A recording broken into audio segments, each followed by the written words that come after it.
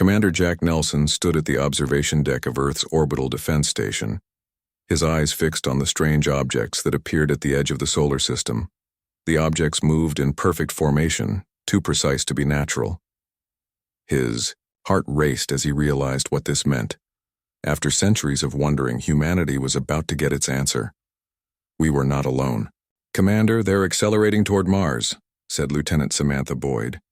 Her voice remained steady, but her knuckles turned white as she gripped the console. Jack nodded. "Alert Admiral White. Tell her first contact is imminent." Within hours, the objects resolved into massive ships, each one larger than the largest vessel humans had ever built. Their hulls gleamed with an iridescent material unknown to Earth science. They moved with a precision that suggested incredibly advanced technology. Earth watched and waited. News channels broadcast continuous coverage. People gathered in homes, bars, and public squares. Some prayed, others celebrated. Many feared what was coming. Admiral Susan White convened an emergency meeting of Earth's Defense Council in the underground facility beneath Geneva. Representatives from every nation sat around a circular table, faces grim with the weight of what they faced. "The aliens will reach Earth orbit in approximately 6 hours, Susan said. "Our deep space monitoring suggests they possess weapons capabilities far beyond our own." A murmur ran through the room. "However," she continued, "we have one advantage. For the past 40 years, we've been intercepting and decoding galactic communications. We know these visitors. They call themselves the Xeraxians. They're conquerors who target developing worlds for resources." The room fell silent. "They believe we're primitive. They don't know about our quantum technology program or our hidden fleet. They don't know we've been preparing for this day." Captain Daniel Harris, the recently appointed commander of Earth's public defense forces, spoke up. "So what's our strategy?" Susan's expression hardened. "We give them what they expect. A primitive species with basic space travel and conventional weapons. We appear weak. We learn everything we can about them. And we prepare our real response." The Xeraxian ships entered Earth orbit 23 hours after first detection. They positioned themselves above major cities: New York, Beijing, Moscow, London, New Delhi. A message broadcast on all frequencies, automatically translated by Earth's computers. "People of Earth, we are the Xeraxian Empire. Your world has resources we require. Your civilization is young and unworthy of galactic membership. Surrender your planet's resources peacefully, and you may continue to exist under our guidance. Resist, and we will destroy your cities one by one. You have 6 Earth hours to respond." The message played on repeat across every screen on the planet. In the White House Situation Room, the President of the United States, George Williams, conferred with world leaders via secure video link. "We follow the plan," said the Chinese president. "We appear weak while gathering intelligence." "Agreed," replied the Russian leader. "Our real defenses remain hidden." President Williams nodded. "Captain Harris will lead our primitive response." Captain Harris stood on the bridge of the USS Liberty, Earth's largest and most visible spacecraft. In reality, it contained only a fraction of Earth's true military technology. The ship and its small fleet were props, designed to convince the Xeraxians they faced minimal resistance. "Open a channel to the alien flagship," Harris ordered. The face that appeared on screen wasn't what anyone expected. The Xeraxian had pale blue skin stretched over a rigid bone structure, 4 eyes positioned in a horizontal line, and no visible nose. When it spoke, its mouth barely moved, yet the words came through clearly. "I am High Commander Vrax of the Xeraxian Empire. Are you authorized to surrender your world?" Daniel steadied himself. "I am Captain Daniel Harris of the United Earth Defense Force. We request a meeting to discuss terms. We are a peaceful people, but we need assurances for our safety." The alien's 4 eyes blinked in sequence. "Very well. A delegation may board our vessel. You will bring no weapons." The communication ended abruptly. In Geneva, Chairwoman Patricia Morgan of the UN Security Council activated Defense Protocol Omega.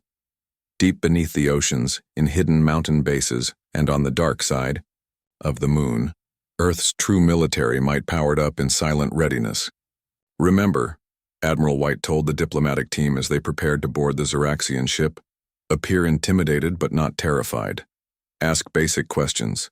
Seem technologically curious but naive. We need time. The diplomatic team included Dr. Eric Johnson, Earth's leading xenobiologist, and Maria Rodriguez, a linguistic expert. Both carried hidden quantum scanners disguised as medical devices. Captain Harris led the team. The Xeraxian shuttle that collected them was sleek and silent. It docked with the massive alien flagship, a vessel so large it created visible shadows on Earth's cities below. Inside, the humans found an environment designed to intimidate, ceiling heights of 20 feet, corridors that seemed to stretch for miles, and armed guards with weapons that hummed with barely contained energy. High Commander Vrax received them in what appeared to be a command center. Holographic displays showed Earth from multiple angles, with key resources already marked for extraction. Your planet has significant quantities of rare elements we require, Vrax stated without preamble. Your cooperation will determine whether your species survives this process. Daniel adopted a submissive posture. We wish to cooperate, High Commander. Earth has never encountered advanced civilizations before. We have many questions.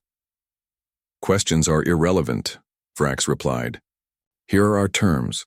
Your governments will surrender control of all mining operations. Your military forces will stand down. Xeraxian administrators will oversee the extraction of resources. Compliance will be rewarded with continued existence. Doctor?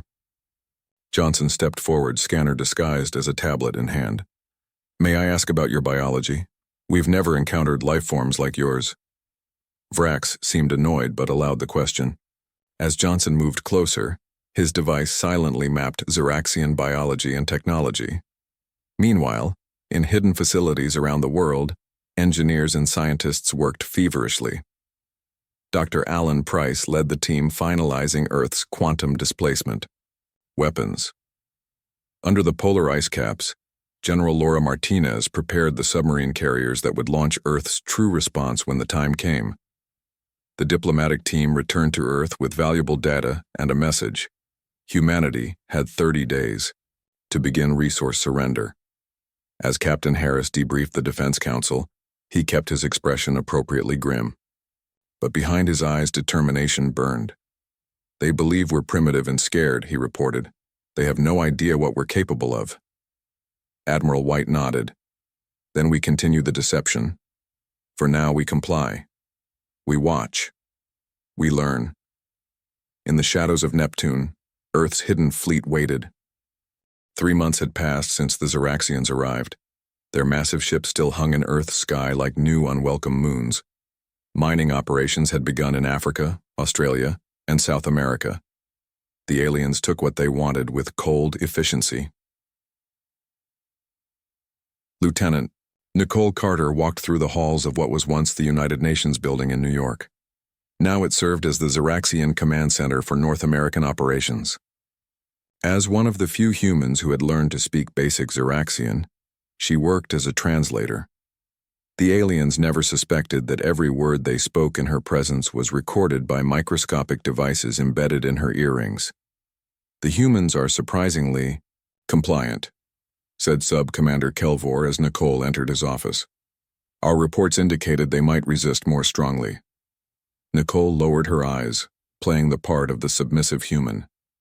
We understand our place in the greater universe now. Sir, we are grateful for Xeraxian guidance. Kelvor made a sound that might have been laughter.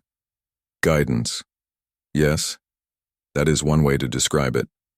Nicole translated documents for 3 hours, carefully memorizing details about Xeraxian supply schedules and security rotations.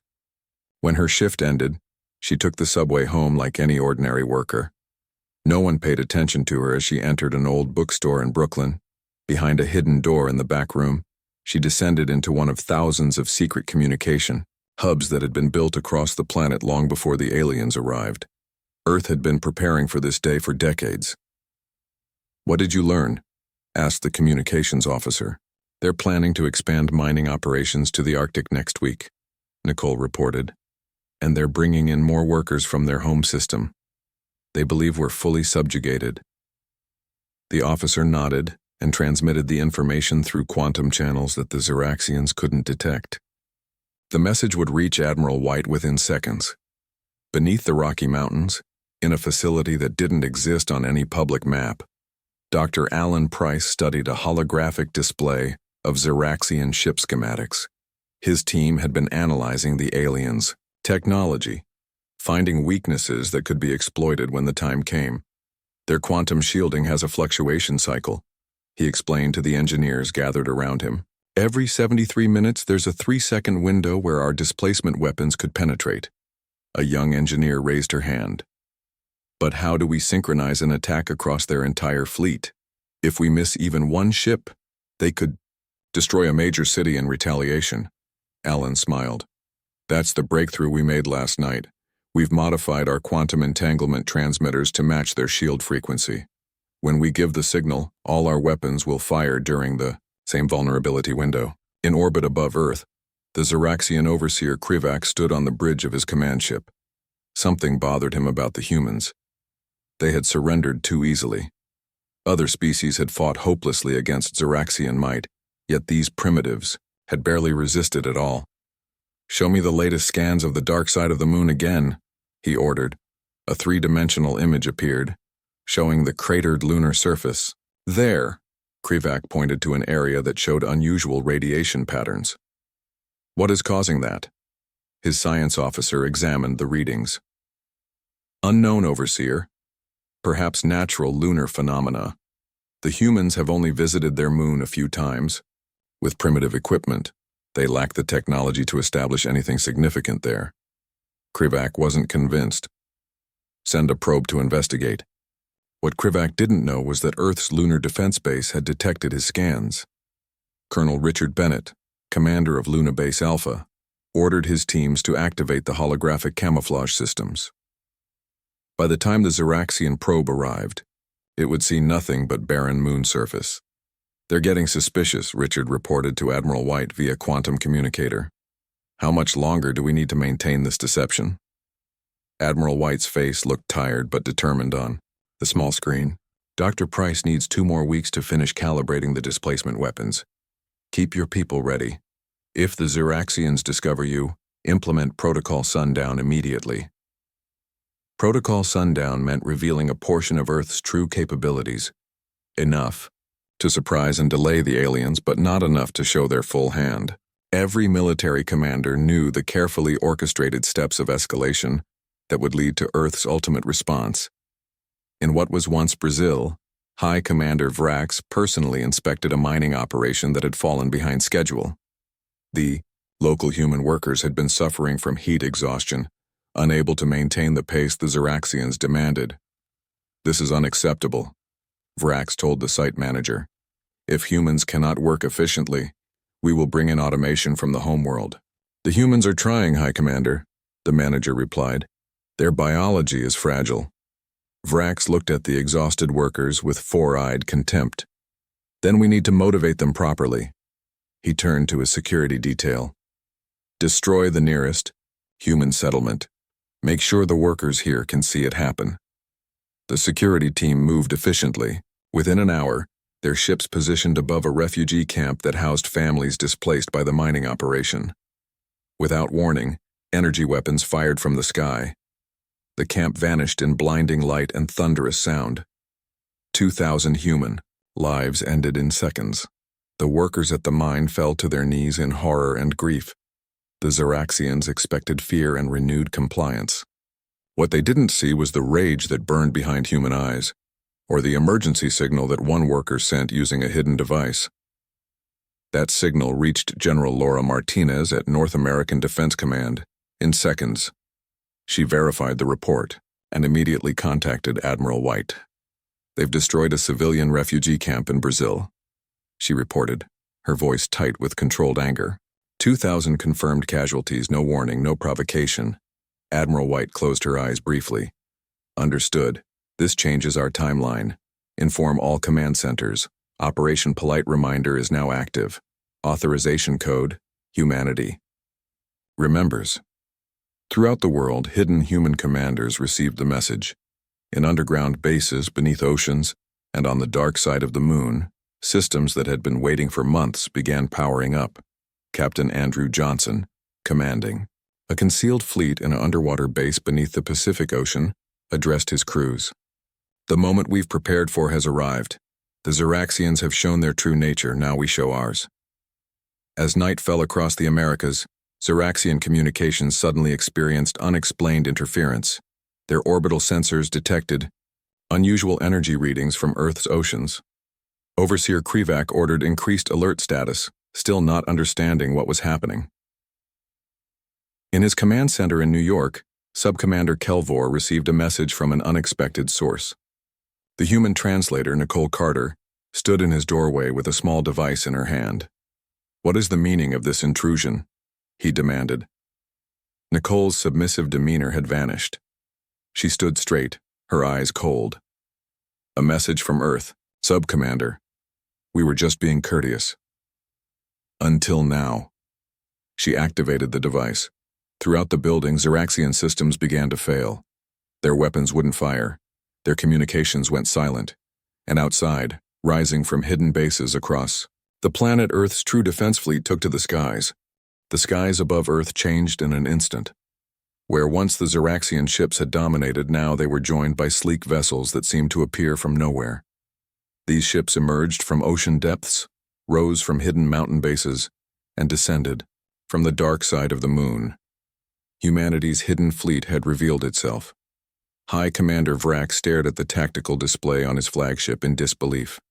"This is impossible. Where did these ships come from? Their technology, it cannot be human." His science advisor trembled. "High Commander, I believe the humans have deceived us. They appear to have been concealing their true technological level. That is against the protocols of conquest." Vrak slammed his fist down. "No species has ever dared to misrepresent their capabilities to the Xeraxian Empire. Yet it seems the humans have done exactly that," the science advisor said quietly. In the command center beneath Geneva, Admiral Susan White monitored the global situation. Screens showed Earth's defense forces moving into position around every Xeraxian ship and installation. "All command units report ready, Admiral," said her communications officer. Susan nodded. "Proceed with Phase 2. Disable their communications and weapons systems." Across the planet, microscopic drones that humans had been quietly deploying for months activated simultaneously. These tiny machines, each no larger than a dust particle, had infiltrated every Xeraxian ship and facility. Now they attached themselves to critical systems and disrupted them with precise electromagnetic pulses. On the Xeraxian flagship, panic spread as systems failed one after another. Weapons offline, communications jammed, shields failing. The bridge crew called out reports as their technology betrayed them. Vrax could not believe what was happening. "Restore power. Contact the fleet. We must coordinate a response." But no, response was possible. Every Xeraxian ship faced the same sudden paralysis. Captain Andrew Johnson commanded the lead vessel of Earth's Pacific Fleet. His ship, the Defender, moved alongside the largest Xeraxian cruiser over Los Angeles. "Open a channel to all Xeraxian vessels," he ordered. His communications officer nodded. "Channel open, sir. Our signal is bypassing their jamming." Andrew stood tall. "Attention, Xeraxian forces. This is Captain Andrew Johnson of the Earth Defense Force. Your weapons and communications have been disabled. Your ships are surrounded. You will power down all remaining systems and prepare to be boarded. Any hostile action will be met with immediate response." Throughout Earth's atmosphere, similar messages were delivered to the stunned invaders. The humans they had dismissed as primitive were now dictating terms. General Laura Martinez coordinated the North American response from her command center. "All teams report Xeraxian compliance in our sector," her aide reported. "Excellent," Laura replied. "Begin secure containment of all Xeraxian personnel. Remember, we want prisoners, not casualties." The operation proceeded with remarkable efficiency. Earth forces had rehearsed this scenario countless times. Each team knew exactly which ship to target, which systems to secure, and how to detain Xeraxian crews with minimal violence. In New York, Lieutenant Nicole Carter watched as Sub-Commander Kelvor was taken into custody. The alien's 4 eyes blinked rapidly in confusion.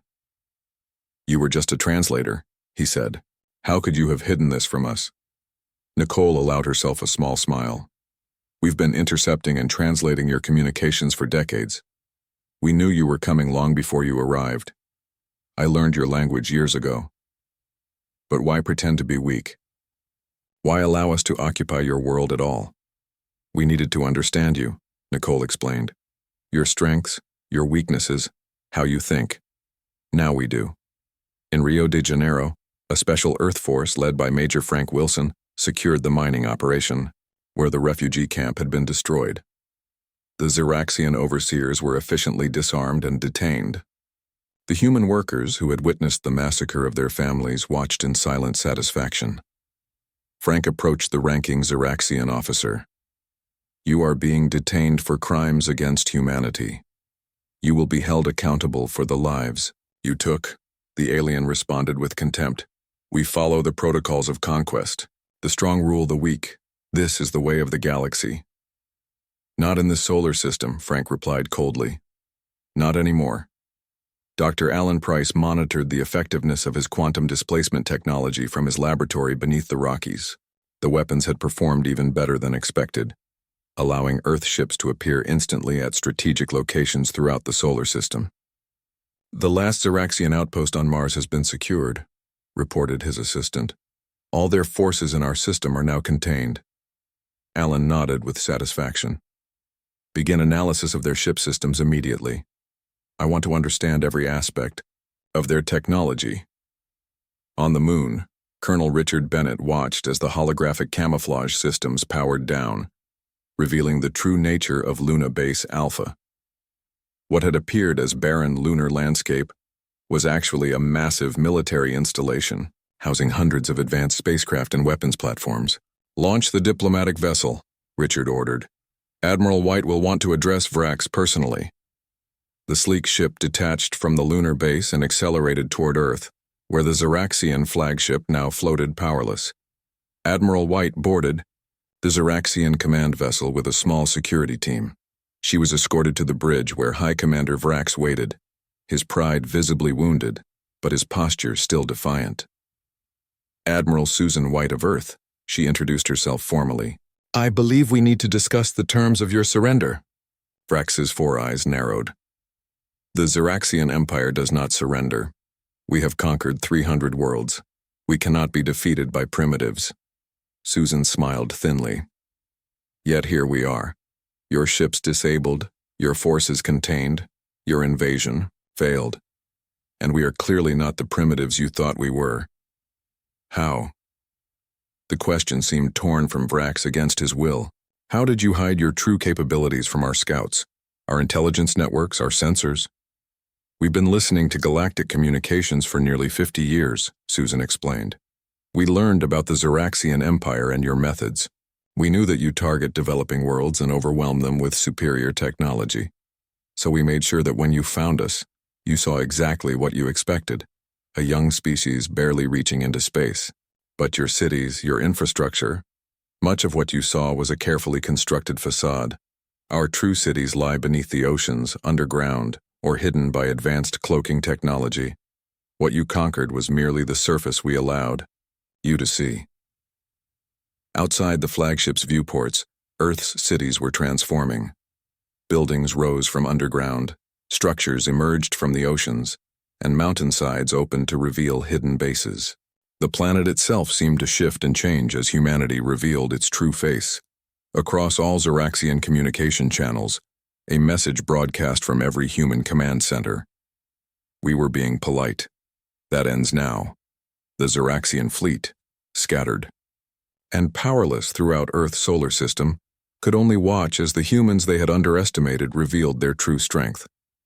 What had begun as a simple conquest had become a turning point in galactic history. The day humanity announced its presence to the stars not as victims but as a force to be reckoned with. Major Olivia Clark checked her tactical display one final time. Her strike team of 12 soldiers floated in the void of space, their advanced suits making them nearly invisible against the black backdrop. They hovered less than 50 meters from the hull of Vrax's command vessel. "All teams in position," she reported through her quantum communicator. "Ready to execute on your command." Admiral White's voice came through clearly. "You have authorization to proceed, Major. Remember, we need their ship intact and their command staff alive." "Understood, Admiral. Beginning operation now," Olivia signaled to her team.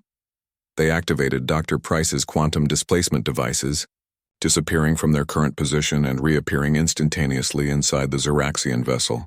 They materialized in 6 different critical locations simultaneously. Zeraxian crew members barely had time to register surprise before the human soldiers neutralized them with non-lethal stun weapons.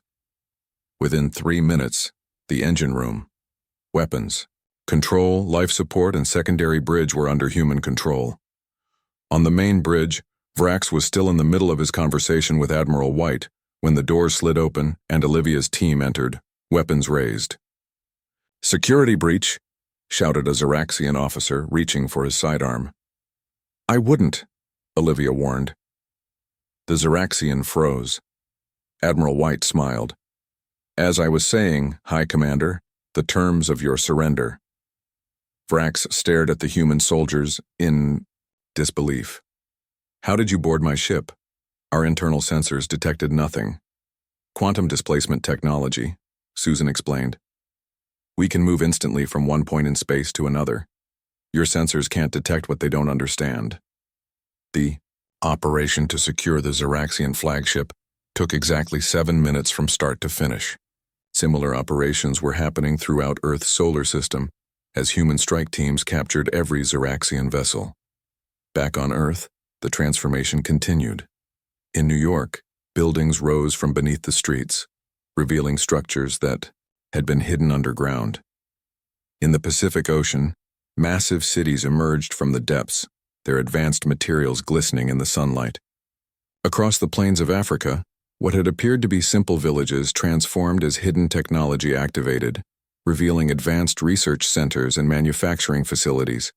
Chief Engineer Kevin Mitchell stood in what the Zeraxians had thought was a primitive maintenance area of their New Delhi base. The aliens had forced him to service their equipment, never suspecting that with each repair, he was inserting quantum viruses into their systems. "It's done," he reported to his command center. "The viruses have spread throughout their entire network. They can't regain control of their weapons even if they manage to restore power." In orbit, the once mighty Zeraxian fleet attempted to regroup. Several ship captains tried to restart their engines and weapons, hoping to mount some kind of resistance. Their efforts failed as systems that appeared to come back online suddenly shut down again, compromised from within by Kevin's careful work. Dr. Price reviewed the data streaming in from captured Zeraxian vessels. "Their technology is advanced, but not as advanced as we feared," he told his team. "Their advantage was never innovation. It was overwhelming force against unprepared worlds." In his laboratory, holographic displays showed the complete schematics of Zeraxian ships, weapons, and communication systems. Earth scientists moved around the displays, studying everything, understanding more about their former invaders with each passing minute. "They've been using the same basic designs for over 300 years, noted one scientist. "They conquer, they take resources, but they don't truly advance." "Because they've never needed to," Dr. Price replied. "Until now." On the Zeraxian flagship, Admiral White sat across from High Commander Vrax in what had been his private strategy room. Between them lay a formal document, the terms of Zeraxian surrender. "Your forces will withdraw from Earth's solar system immediately," Susan stated. "All mining operations will cease. All damages will be repaired at your expense, and you will provide reparations to the families of those killed in Brazil." Vrax's 4 eyes blinked in sequence, a sign of extreme stress in his species. "And if I refuse these terms?" "Then we keep your ships and send you home in escape pods," Susan replied calmly. "After we've extracted all useful technology from your vessels." "You would steal Zeraxian military secrets?" Susan leaned forward. "Let me be very clear, High Commander. We could have destroyed your entire fleet the moment you entered our system. Instead, we wanted to understand why you conquer. Now we know. And what have you learned about us? Vrax asked bitterly. That you're bullies. You target developing worlds because you lack the courage to face equals. You take resources instead of developing sustainable technologies. You destroy instead of create. Susan pushed the document toward him. Sign. With trembling hands, Vrax signed the surrender. In Geneva, the United Nations Security Council met in its true chambers, deep beneath the building the Xeraxians had occupied. Chairwoman Patricia Morgan addressed the gathered representatives. Today marks a new chapter in human history, she announced. For decades we have prepared in secret, knowing that first contact would likely be hostile. That preparation has paid off. Screens around the chamber showed Xeraxian ships being escorted from Earth orbit by human vessels. But our work is just beginning, Patricia continued. The galaxy should be warned. Earth is not to be trifled with. Yet we must also show that we are not conquerors like the Xeraxians. We will establish contact with the Galactic Council. We will demand recognition not as a primitive world to be exploited, but as a sovereign power to be respected. Captain Daniel Harris, who had initially presented Earth's primitive face to the Xeraxians, took the floor next. Our intelligence suggests there are 17 other developing worlds currently under Xeraxian occupation, he reported. Worlds that lack our advantages and preparation. I propose we extend assistance to these planets. The council chamber erupted in discussion. Some argued for focusing on Earth's protection. Others insisted on a moral obligation to help other victims of Xeraxian aggression. In orbit above the moon, Colonel Richard Bennett oversaw the transfer of Xeraxian prisoners to secure holding facilities. From his command center in Luna Base Alpha, he could see Earth shining against the blackness of space. It looks so peaceful from here, he commented to his executive officer.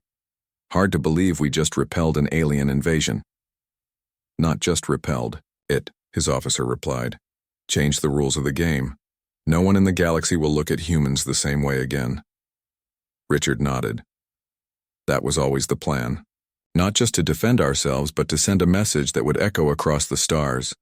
The message was indeed spreading. As the first Xeraxian ships limped home, defeated and humiliated, news of their failure reached other corners of the galaxy. Species who had feared the Xeraxian Empire for centuries now whispered about the mysterious humans, who had not just resisted conquest, but had thoroughly outmaneuvered the conquerors. And on Earth, as cities continued to reveal their true nature, and hidden technologies emerged into the light, humanity prepared for its next step onto the galactic stage, not as victims or supplicants, but as a force that had earned its place among the stars through cleverness, preparation, and the capacity to surprise.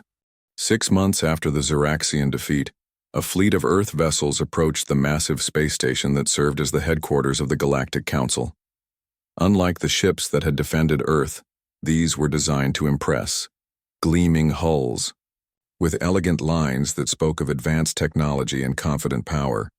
The lead ship carried Earth's diplomatic delegation. Ambassador Lisa Wright stood on the bridge, watching as the space station grew larger in the viewscreen. After decades of secrecy, humanity was ready to announce itself to the wider galaxy. Nervous?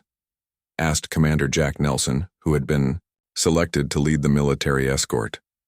Lisa smiled. A little. We've spent generations preparing for hostile first contact. We never really planned for what comes after.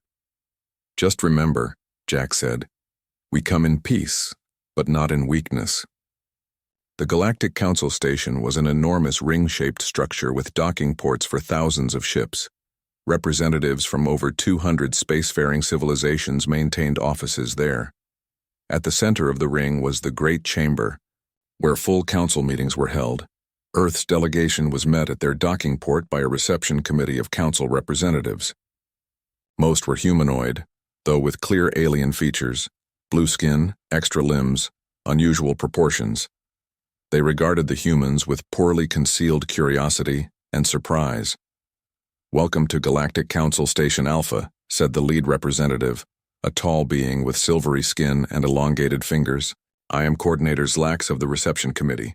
We admit your request for a full council audience was unexpected.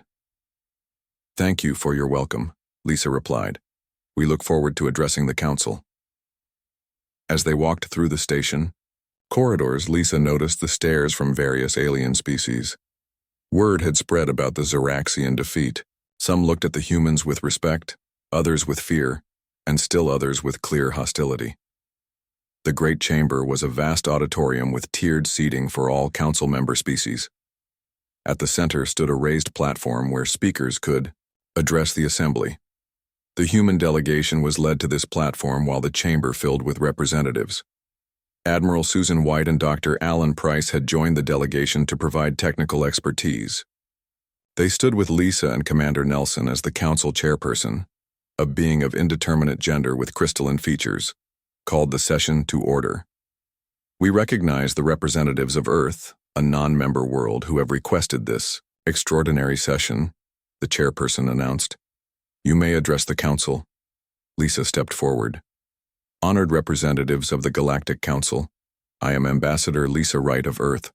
We come before you today to make 3 statements. The chamber fell silent. First, we formally announce Earth's emergence as a spacefaring civilization and request recognition of our sovereign status over the Sol system. Murmurs spread through the chamber. Second, we present evidence of Zeraxian atrocities committed against 17 developing worlds, including the attempted conquest of Earth. Lisa gestured, and holographic displays activated above the platform. They showed recordings of Zeraxian mining operations, military attacks, and the destruction of the refugee camp in Brazil. The evidence had been gathered both from Earth's experience and from the Zeraxian ship's own records. The chamber erupted in discussion. Many council members seemed shocked, while others, particularly those from militaristic civilizations, appeared unmoved. The Zeraxians have always targeted pre-spacefaring worlds, called out one representative from a section dominated by warrior species. This is hardly news to the council. Perhaps not, Lisa replied. But our third statement may be, Earth demands reparations for all affected species and calls for immediate intervention to free occupied worlds. This caused an uproar. The chairperson had to activate a sonic dampening field to restore order. Earth is not a council member, the chairperson stated once quiet returned. Non-members cannot make demands of this body. Commander Nelson stepped forward. We anticipated this response. He lifted a small device from his pocket. With your permission, Ambassador. Lisa nodded and Jack activated the device. Throughout the Great Chamber, weapons systems suddenly powered down. Security fields flickered and disappeared. Communication devices went silent. The entire chamber was left without technology.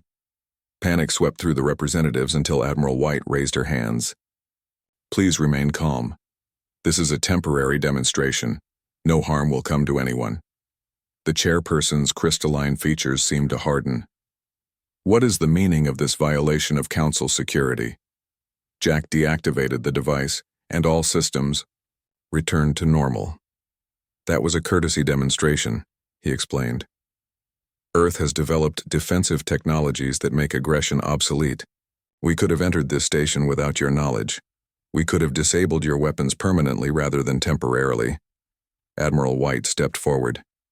We offer peaceful cooperation and trade, but we will no longer tolerate threats to ourselves or to developing civilizations. The chamber was silent now, the representatives stunned by the demonstration of Earth's capabilities. Dr. Price took the opportunity to address the council. The Zeraxian Empire has maintained power through intimidation of younger species. This does not have to be the way of the galaxy. Earth proposes a new approach, protection and guidance for emerging civilizations. Protection under Earth's control, you mean? Asked a skeptical representative. Protection under a new initiative, Lisa clarified. The Interstellar Protection Initiative will be open to all council members who wish to participate. Its mission will be to identify civilizations being targeted by conquerors and provide them with defensive technologies, enough to make conquest unprofitable without interfering in their natural development. The council session continued for hours as representatives debated Earth's proposals. Some were outraged at the demonstration of power, Others were intrigued by the idea of protection for developing worlds. Many were simply wary of this new player on the galactic stage. In the end, a compromise was reached. The Council formally recognized Earth's sovereign status. A committee would be formed to investigate the Xeraxian atrocities, and provisional approval was given for the Interstellar Protection Initiative, though with significant oversight from the Council. As Earth's delegation prepared to depart, they received an unexpected visitor, a representative from one of the worlds still under Xeraxian control, who had been on the station in secret. "Is it true?" the alien asked Lisa privately. "Will Earth help free our people?" Lisa nodded. "The Xeraxians are already withdrawing from your world. Captain Harris is leading the operation personally." The alien's eyes widened in what might have been their species' version of tears. "How can we ever repay you?" "By helping others when you're able," Lisa replied. "That's the future we envision. A galaxy where strength brings responsibility, not just power." As Earth's ships departed the station, Major Olivia Clark commanded the prison transport carrying the captured Xeraxian leadership back to their homeworld. The message they carried was clear. The era of unchallenged Xeraxian expansion was over. In the lead diplomatic vessel, Commander Nelson looked back at the Council station growing smaller in the distance. "Do you think they understood our message?" he asked Admiral White. Susan smiled slightly. "I think they're beginning to." Earth's courtesy had been mistaken for weakness. But the galaxy now understands that humans had simply been showing restraint, a restraint we are no longer obligated to maintain if threatened. And the Protection Initiative? Already operational. Dr. Price and Captain Harris are outfitting the first defensive systems on Proxima B. As their ship engaged its quantum drive, the stars stretched and blurred around them. Earth had taken its place among the galactic community, not as victims or conquerors, but as protectors. The warning had been delivered, and the galaxy would never be the same.